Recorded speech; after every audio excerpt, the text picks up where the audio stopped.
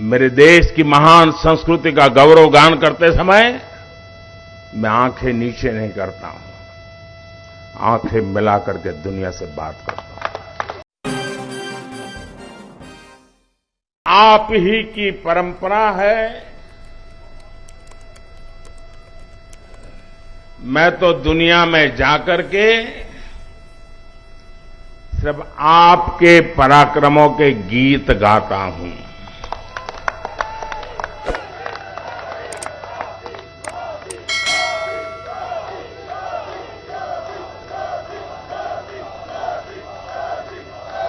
मैं दुनिया के देशों में जाकर के दुनिया के महापुरुषों को मिलकर के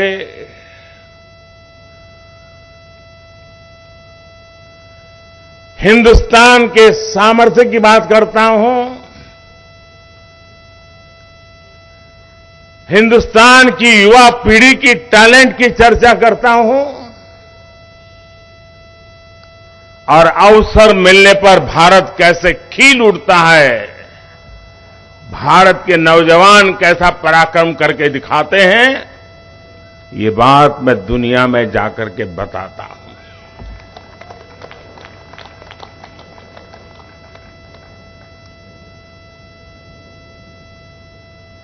ये बात मेरे खाते में इतनी जाती है कि ये बताते समय मैं संकोच नहीं करता हूं।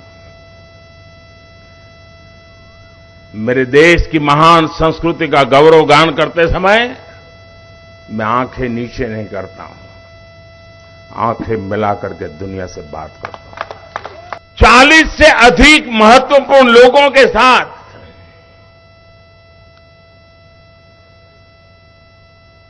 मिलने का अवसर मिला और एक बात जो शायद हिंदुस्तान में जिसकी चर्चा बहुत कम है, और क्यों कम है वो तो समय बताएगा, जो भी नेता मिलते थे, खास करके G7 समूह जो दुनिया के समृद्ध देशों का समूह है, वे भारत में G20 के जो प्लानिंग हुआ है और उनके देश के लोग उन मीटिंगों में यहां आए हैं, वापस जाकर के उन्होंने वहां रिपोर्टिंग किया है। भारत के नागरिकों ने G20 समूह की करीब 150 से ज्यादा मीटिंगें हो चुकी हैं। 100 से अधिक हिंदुस्तान के अलग अलग कोने में मीटिंगें हुई हैं और दुनिया के 40-45 देशों के प्रतिनिधि उसमें आए हैं और उन्होंने जाकर के वहां जो बताया है, भारत के लोगों ने जिस प्रकार से उनका सम्मान किया, स्वागत किया, ये जो वहां बताया है, उसका इतना प्रभाव उन लोगों के मन पे है कि भारत की इस ताकत की पहचान हमें G20 समूहों की मीटिंग में गए हुए हमारे प्रतिनिधियों के माध्यम से मिली है। हम बहुत अभिभूत है। कौन हिंदुस्तानी होगा जिसको गर्व नहीं होगा दोस्तों।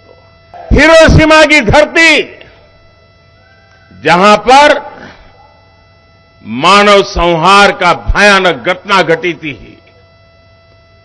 उस हिरोशिमा की धरती पर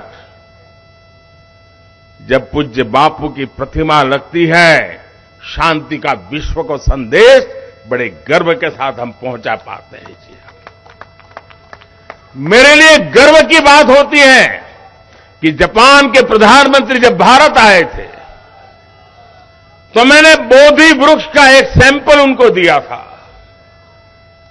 और उन्होंने बड़े गर्व के साथ मुझे बताया कि मोदी जी, जब मैं भारत आया था, आपने मुझे जो बोधि वृक्ष का पौधा दिया था, वो मैंने हिरोशिमा में, जहां ये बड़ा मानव संहार हुआ था, उस बोधि वृक्ष का पौधा वहां लगाया है और करुणा का, भारत का संदेश आने वाली पीढ़ियों को मिलता रहे, इसके लिए मैंने ये सोचा हुआ है।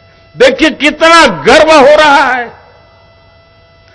भाइयों बहनों, दुनिया की, हम भारत के लोग कभी कभी ये गौरव का जिक्र करना भूल जाते हैं। हम वो देश हैं जो दुनिया की सबसे पुरानी भाषा,